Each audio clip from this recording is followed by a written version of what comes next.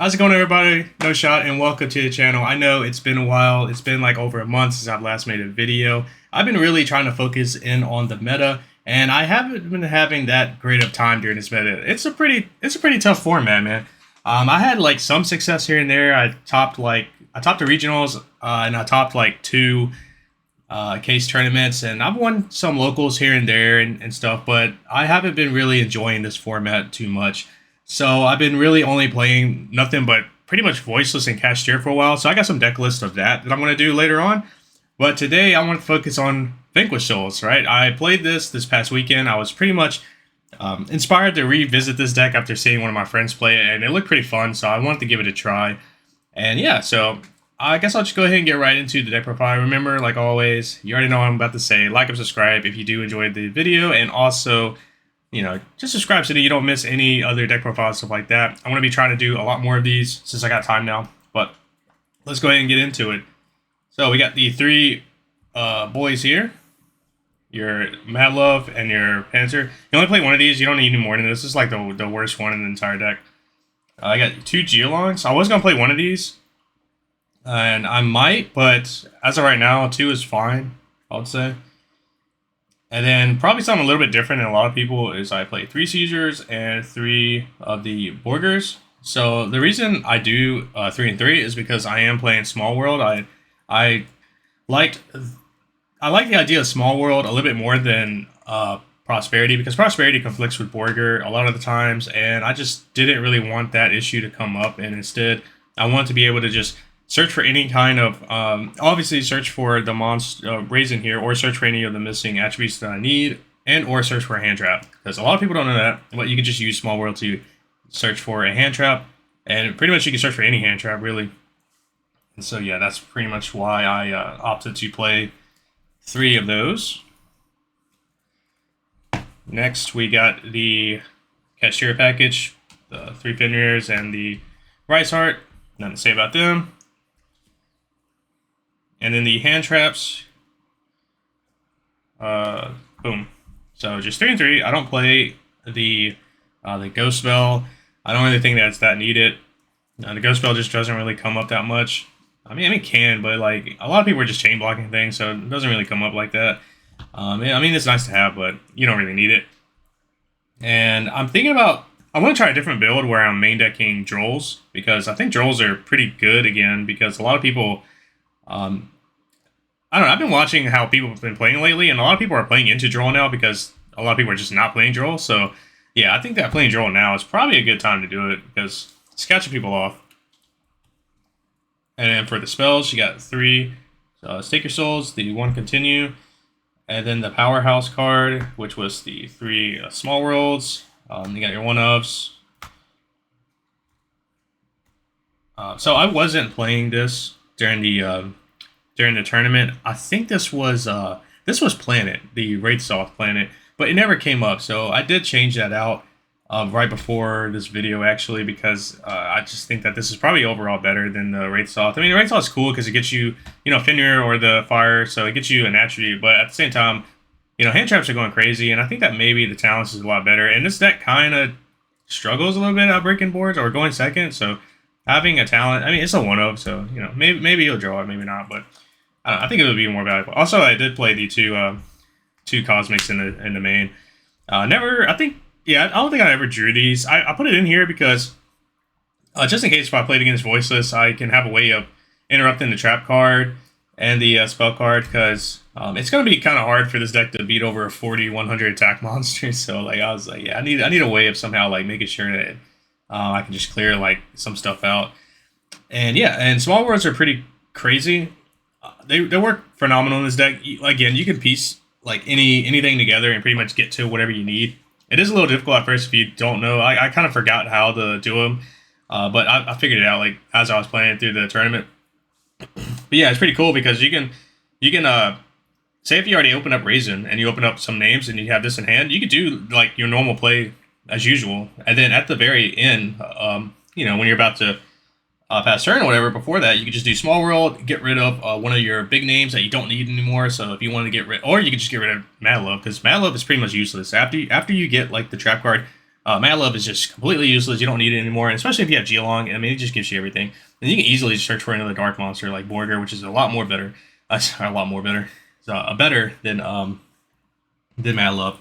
And so yeah, you can go ahead and use this. That's what I typically did. I go ahead and use this, get rid of Mad Love, get rid of like another level 4 monster or whatnot, and then which would be probably like what's his name, like Raisin, because at this point 2 is enough, and you can get rid of that, and then you can add to your hand the Ash Blossom. So yeah, you know, it comes up pretty cool. You can also add Droll and Lockbird. So that's another reason why I kind of want to play Droll and Lockbirds, because like you can add Droll off of this as well. It's got 0 attack, so you just have to banish like a fire monster, banish Ash Blossom, and then you can add the Droll and Lockbird because 0/0.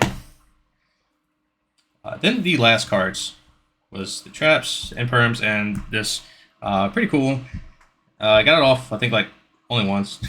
Yeah. And then yeah, imperms. So I think it's only 9 hand traps in the main.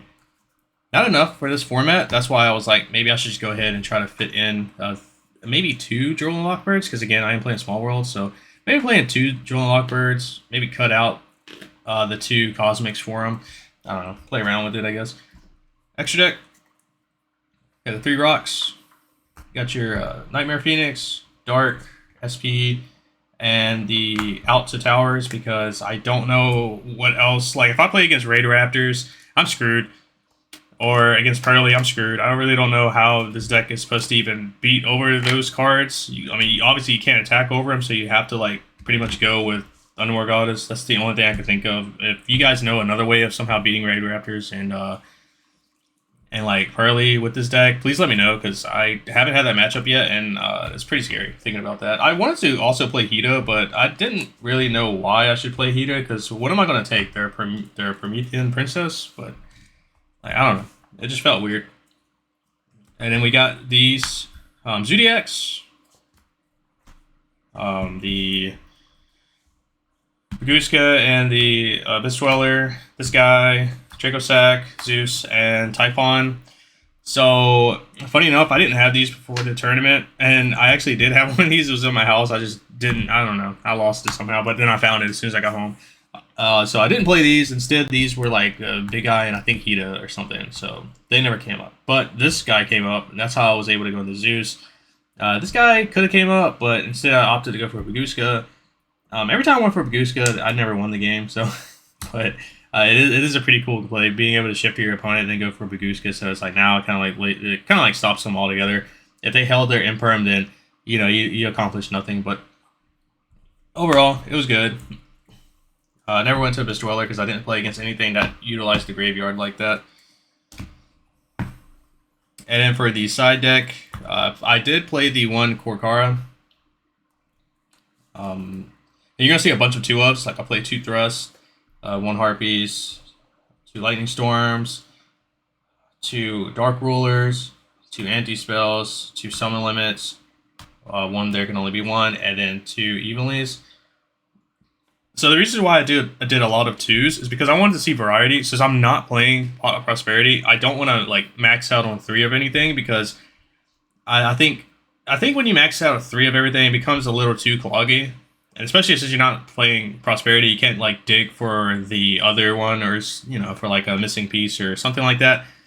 So you know, I don't really have to worry about me not having the Raisin because of the Small Worlds and being able to bridge everything. So I want to really focus in on things that can help break my opponent's board and things that can help slow my opponent down. So being able to have these as a go first option with, you know, 5 floodgates is pretty good. And I mean, every time I sided these in, I saw at least one of them in my opening hand. It's probably just dumb luck, but yeah. Going second, I just really wanted cards that can just break my opponent's board, obviously. And yeah, going for the Dark Rulers and Lightning Storms and the Evenlies for like pretty much anything that set up Omni Negate monsters or whatever. Just, you know, hopefully I can just Dark Ruler them and then maybe Evenly.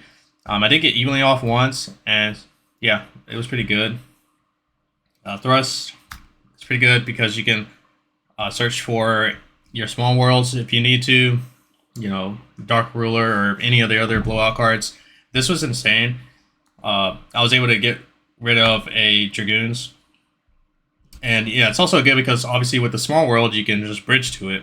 Um, so yeah, overall, I did like it. I don't know what I would change. Like I said, I think the only thing I would probably change is probably taking out the 2 Cosmic's in the main and putting in 2 Droll and Lockbirds. Maybe just adding a 3rd one and just playing 41. Because I really do think that Droll is back on to being like a pretty useful card right now compared to the other hand traps. Because honestly, I don't know. This format is kind of weird, man. Like I really don't like it because like you either play the best deck plus like 15, 18 hand traps, or you play like the next best deck with 15, 18 hand traps, or you play a cheesy deck that either sets up a tower monster or just sets up like a turn skip kind of play. So that's why I think this format is pretty ass. Not gonna lie. Not really. I don't know what I'm looking forward to. Like I want the ban to happen, but at the same time, this new pack also looks pretty scary. So I really don't know what direction this game's going, but hopefully it gets better. But anyways, if you do enjoy the video, like I said earlier, like, subscribe, and I will catch you all in the next one. Peace.